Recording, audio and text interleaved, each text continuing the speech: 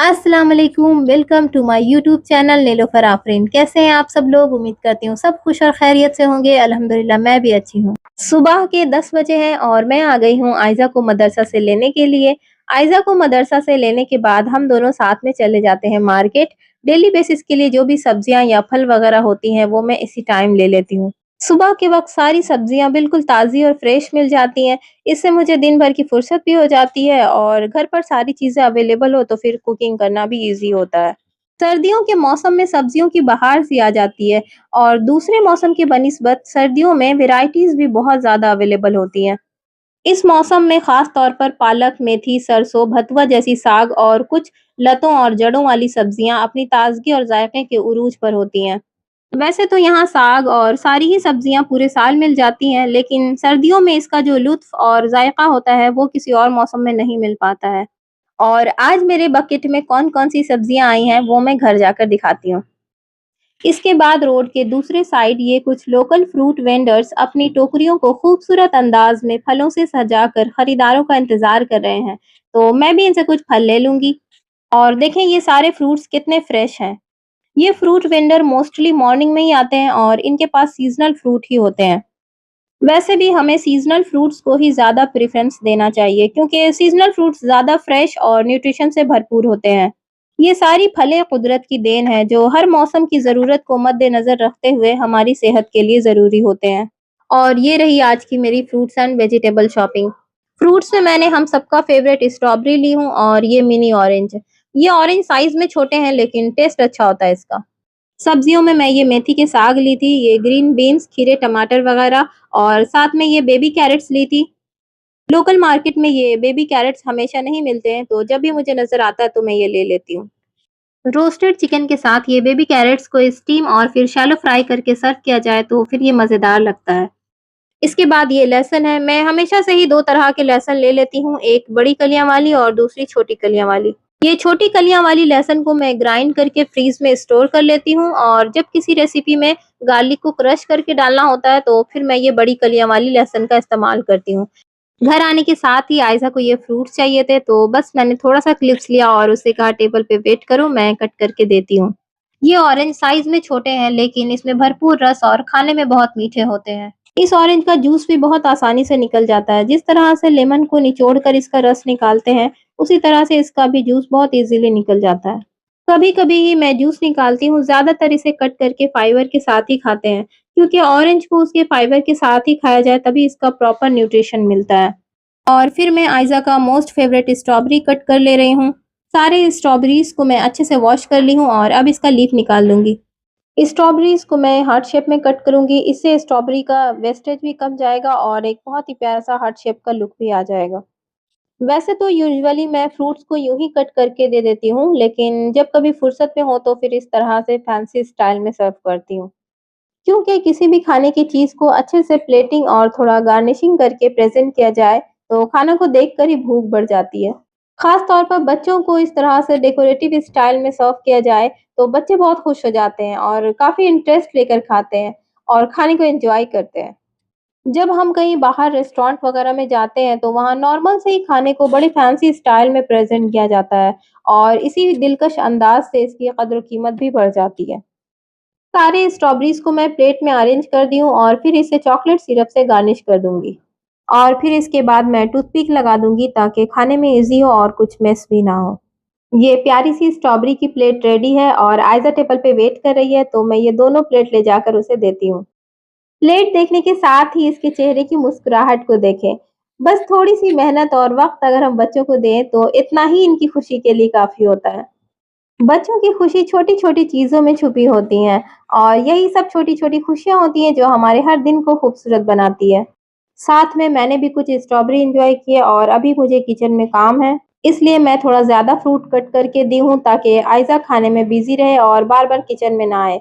जितना इसे खाना रहेगा ये खा लेगी, जो बच जाएगा उसे मैं बाद में खा लेती हूँ। आयशा जब तक अपना स्नैक्स एन्जॉय कर रही है, मैं किचन के सारे काम कर लूँगी। मार्केट से अभी जो सब्जियाँ लाई थी वो सारा अरेंज कर लूँगी, कुछ चीज़ें फ्रीज़ में रखनी है तो वो भी अभी कर लूँगी मैं।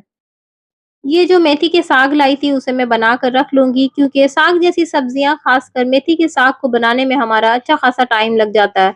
सारे ही फ्रेश पत्तों को इसकी डंडियों से अलग करना होता है क्योंकि ये डंडियाँ काफ़ी फाइब्रस होती है। अगर इसको साथ में कुक कर दें तो फिर ये खाने में डिस्टर्ब करते हैं। इसलिए जब भी मुझे फ्री टाइम मिलता है मैं कट करके रख लेती हूँ। फिलहाल मुझे लंच के लिए कुछ कुकिंग नहीं करनी थी इसलिए मैं इसे अभी बना ले रही हूँ। मेथी के साग को बनाने के लिए अगर हाथों से सारे पत्तों को इसकी डंडियों से अलग करें तो ये थोड़ा जल्दी हो जाता है।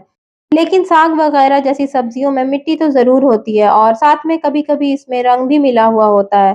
फिर वो हाथों में लग जाते हैं और नाखून में चले जाते हैं तो फिर इसे क्लीन करना थोड़ा मुश्किल होता है। इसलिए मैं इस तरह से चॉपिंग बोर्ड में ही बना लेती हूँ। सारे फ्रेश पत्तों को उसकी डंडियों से अलग करने के बाद मैं इसे टाइटली पैक करके फ्रीज में स्टोर कर लूँगी। वैसे तो ये 2 से 3 दिनों तक फ्रीज में रह जाते हैं, लेकिन इंशाल्लाह मैं कल ही इसका कुछ बना लूँगी, क्योंकि हरी पत्तियों वाले सब्जियों को जितना फ्रेशली कुक कर लिया जाए, उतना बेहतर होता है। सब्जियों को इस तरह से कट करके रखने में हमारा कुकिंग टाइम भी सेव होता है। जब भी कुछ बनाना हो तो हम इसे इज़िली निकाल कर यूज़ कर सकते हैं। अभी शाम हो गई है, मैं और आयशा जा रही हूँ सीउड कुछ ग्रोसरीज़ के लिए। वैसे तो ग्रोसरीज़ हम लोग वन्स इन अ मंथ ही कर लेते हैं, लेकिन कुछ चीज़ें होती हैं जैसे अंडे, डेयरी प्रोडक्ट्स और मिल्क वगैरह तो वो हमें वीकली ही लेनी होती है। हम लोग पहुँच गए हैं सीउड। एंटर करने के साथ ही आयशा स्टेशनरी सेक्शन में आ गई और ये पेंसिल, स्टिकर्स वगैरह देख रही थी। फिलहाल हमें इन सारी चीज़ों की ज़रूरत नहीं है, तो मैंने आयशा से कहा इसके बदले कुछ खाने-पीने की चीज़ें ले ले। क्योंकि गैर ज़रूरी चीज़ों को मैं अवॉइड करने की कोशिश करती हूँ। इसके बाद राइट साइड में ये स्नैक सेक्शन है और यहाँ पर आते ही इसकी खुशी का ठिकाना नहीं रहता, क्योंकि ये सेक्शन बच्चों का सबसे पसंदीदा होता है। वैसे ये सॉल्टी स्नैक्स वगैरह मैं घर पर स्टोर नहीं रखती हूँ, लेकिन कभी-कभी इधर आना होता है तो फिर आयशा अपनी मर्ज़ी से ले लेती है। अब ये थोड़ी बड़ी हो गई है तो अपने पसंद की सारी चीज़ों के नाम जानने लगी है और शक्ल और सूरत से तो बखूबी पहचानती है। ये ढूँढ-ढूँढ कर अपनी पसंद की चीज़ों को ट्रॉली में रखती जा रही थी। अभी ये डोरिटोस ढूँढ रही थी जो कि ऊपर के रैक में रखे हुए थे, लेकिन आखिर में इसे एक मिल ही गया।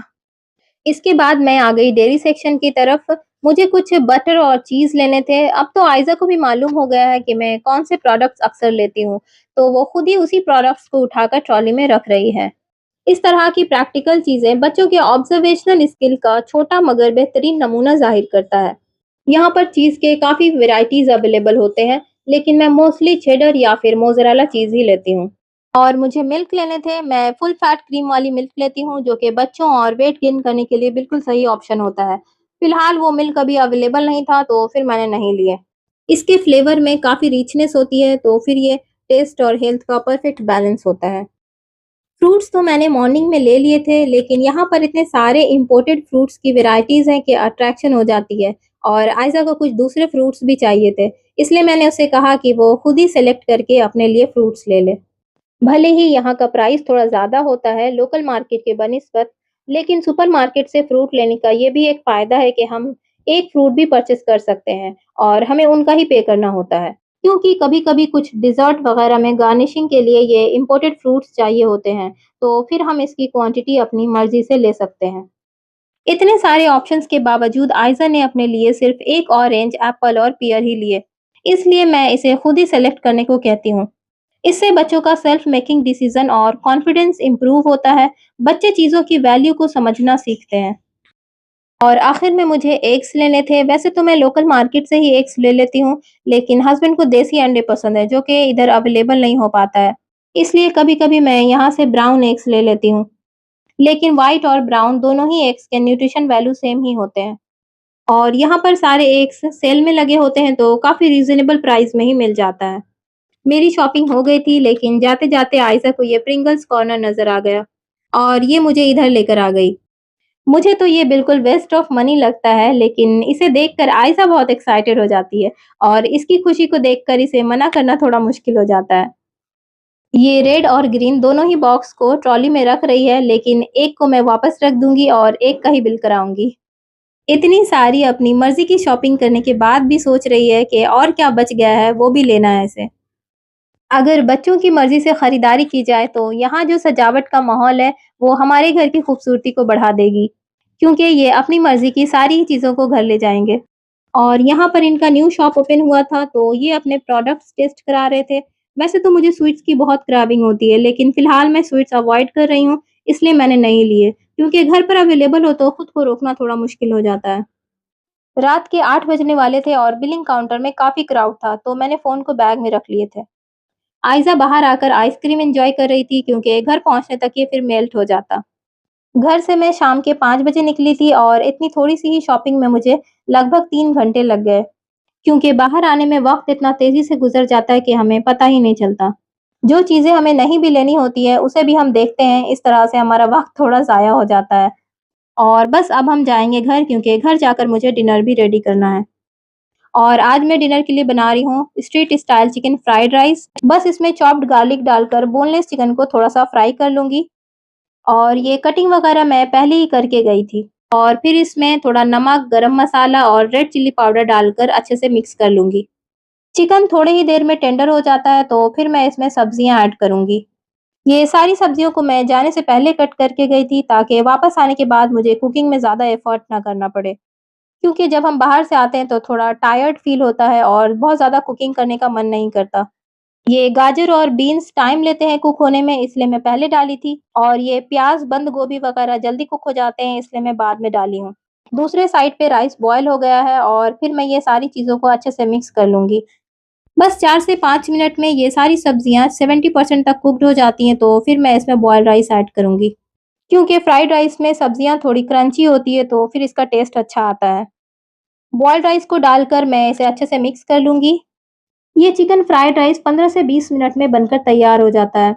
इसमें बहुत ज़्यादा इंग्रीडिएंट्स की भी ज़रूरत नहीं होती है। बस घर पर जो भी सब्जियाँ अवेलेबल हों, चिकन, अंडे वगैरह उन सभी चीज़ों को मिलाकर एक हेल्दी सा खाना बनकर रेडी हो जाता है। सारी चीज़ों को अच्छे से मिक्स करने के बाद मैं इसमें थोड़ा चाट मसाला, ये शेज़वान सॉस और सोया सॉस डालकर अच्छे से मिक्स कर लूँगी। दूसरी साइड मैं ये 2 अंडे को अच्छे से फेंटकर स्क्रम्बल्ड एग बना रही हूँ। इसमें ये एग्स ऐड करना बिल्कुल ऑप्शनल है, लेकिन स्ट्रीट स्टाइल में ये स्क्रम्बल्ड एग ज़रूर ऐड किए हुए होते हैं।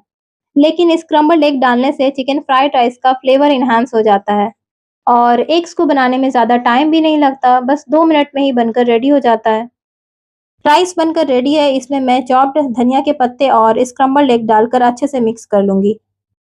थोड़े से एग को मैं बचा कर रख लूँगी, इसे गार्निशिंग में यूज़ कर लूँगी। इससे बिल्कुल स्ट्रीट स्टाइल वाला चिकन फ्राइड राइस का एक अच्छा-सा लुक आ जाएगा। और इसे शेज़वान चटनी या फिर ग्रीन चटनी के साथ सर्व कर सकते हैं। ग्रीन चटनी को मैं 2 से 3 दिनों के लिए बनाकर फ्रिज में स्टोर रखती हूँ ताकि जब भी ज़रूरत हो तो हम इसे यूज़ कर लें। ये डिलीशियस एंड हेल्दी गरमा-गरम चिकन फ्राइड राइस बनकर रेडी है। मैं इसे सर्विंग डिश में निकाल लूँगी और ये है आज का हमारा डिनर। फिर मुलाकात होगी आपसे एक नए व्लॉग के साथ। जब तक आप मुझे अपनी दुआओं में याद रखें, मेरे वीडियोज़ को लाइक करें, फैमिली एंड फ्रेंड्स के साथ शेयर करें और सब्सक्राइब करना ना भूलें। वीडियो को एंड तक देखने के लिए आपका बहुत-बहुत शुक्रिया। अल्लाह हाफ़िज़।